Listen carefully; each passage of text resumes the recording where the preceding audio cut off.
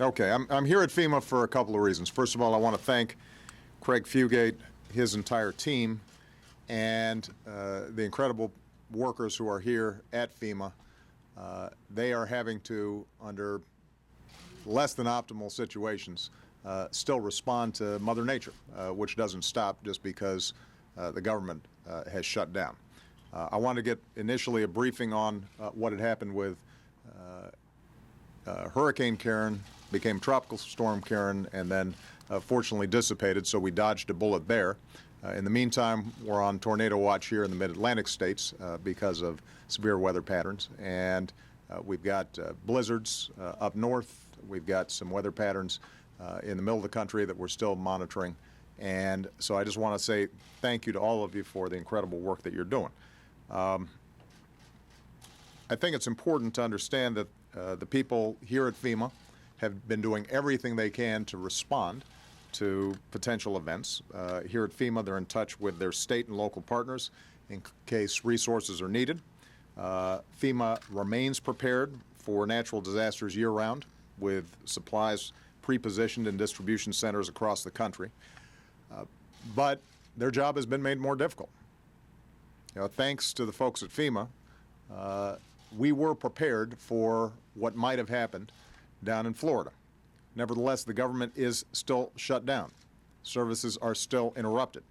And hundreds of thousands of hard-working public servants, including many FEMA professionals, are still furloughed without pay, or they're not allowed to work at all. So Craig was just explaining to me here at FEMA, about 86% of the FEMA workforce is furloughed. In response to the potential event that might have happened down in Florida and along the coasts, Craig called back 200 of those workers. Keep in mind, calling them back doesn't mean they were getting paid. It just means they had the privilege of working without pay to make sure that they were doing everything they can to respond to the potential needs of their fellow citizens. Now that this particular storm is dissipated, Craig is going to have to re-furlough at least 100 of those folks who were called back. So think about that. Here you are, somebody who's a FEMA professional, dedicated to doing your job. At a moment's notice, you're willing to show up here in case people got in trouble and respond to them, even though you're not getting paid, even though you don't have certainty. And now you're being put back on furlough because the government is shut down. That's no way of doing business. That, by the way, just speaks to the day-to-day emergencies that may come up, and that is FEMA's job to respond to. Craig was also explaining the fact that when it comes to training first responders, for example, we have, on a weekly basis, already scheduled training for first responders that now have to be rescheduled. It will probably end up ultimately costing the government more money for us to put those things back together again. And so not only is this shutdown hurting FEMA workers, not only is it making it more difficult for us to respond to potential natural disasters, but it may actually end up costing taxpayers more than it should. Right now, Congress should do what's in the best interests of the economy and the American people, and that's move beyond this manufactured crisis and work together to focus on growth, jobs, and providing the vital services that Americans all across the country depend on, including the services that FEMA provides. I heard a lot of talk over the weekend that the real problem is that the president will not negotiate. Well, let me tell you something. I have said from the start of the year that I'm happy to talk to Republicans about anything related to the budget. There's not a subject that I am not willing to engage in, work on, negotiate, and come up with common sense compromises on. What I've said is that I cannot do that under the threat that if Republicans don't get 100% of their way, they're going to either shut down the government or they are going to default on America's debt, so that America, for the first time in history, does not pay its bills. That is not something I will do. We're not going to establish that pattern. We're not going to negotiate under the threat of further harm to our economy and middle-class families. We're not going to negotiate under the threat of a prolonged shutdown until Republicans get 100% of what they want. We're not going to negotiate under the threat of economic catastrophe that economists and CEOs increasingly warn would result if Congress chose to default on America's obligations. Now, the other thing I heard over the weekend was this notion that Congress doesn't have the capacity to end this shutdown. The truth of the matter is there are enough Republican and Democratic votes in the House of Representatives right now to end the shutdown immediately with no partisan strings attached. The House should hold that vote today. If Republicans and Speaker Boehner are saying there are not enough votes, then they should prove it. Let the bill go to the floor and let's see what happens. Just vote. Let every member of Congress vote their conscience, and they can determine whether or not they want to shut the government down. My suspicion is, my very strong suspicion is that there are enough votes there.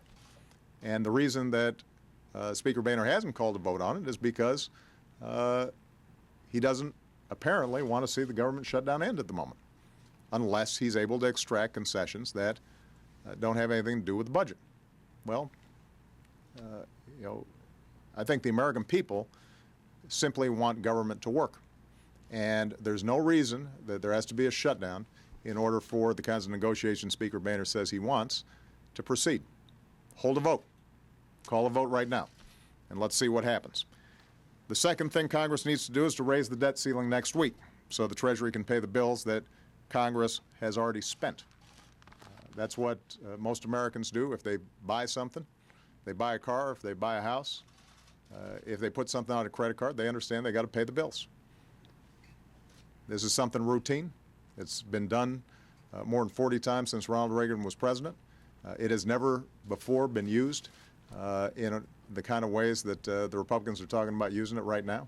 We can't threat an economic catastrophe in the midst of budget negotiations. So authorize the Treasury to pay America's bills. Pass a budget, end the government shutdown, pay our bills, and prevent an economic shutdown. And as soon as that happens, I am eager and ready to sit down and negotiate with Republicans on a whole range of issues.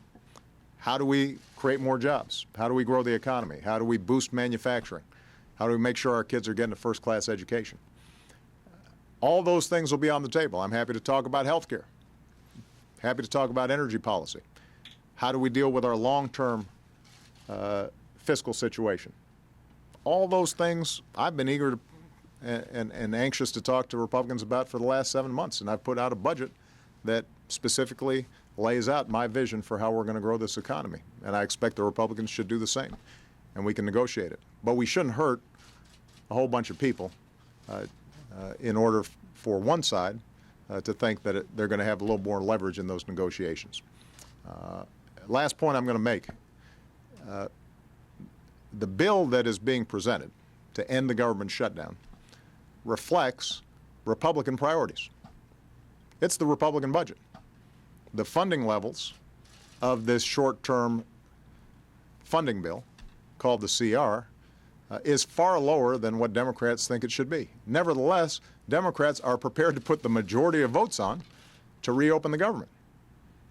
So when you hear this notion that Democrats aren't compromising, we're compromising so much we're willing to reopen the government at funding levels that reflect Republican wishes, don't at all reflect our wishes. For example, here at FEMA, they're still subject to the sequester, so even before the shutdown, they were having trouble making sure that everybody was staying on the job and fulfilling all of their various functions.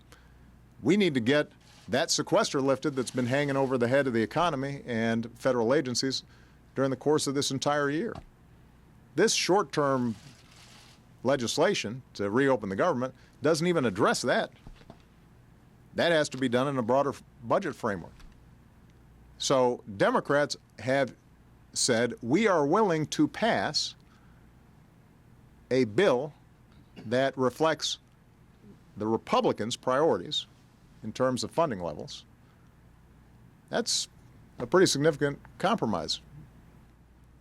What we're not willing to do is to create a permanent pattern in which, unless you get your way, the government shut down or America defaults. That's not how we do business in this country. and we're not going to start now. So again, I want to thank everybody at FEMA here for the extraordinary work that you're doing. You show each and every day that you take your responsibility seriously. You do your jobs with consummate professionalism, and hopefully you're setting a good example for members of Congress. They need to be doing the same thing. And if they do, then there's no reason why we all can't move forward and make sure that we're taking care of America's business. All right? Thank you very much, everybody.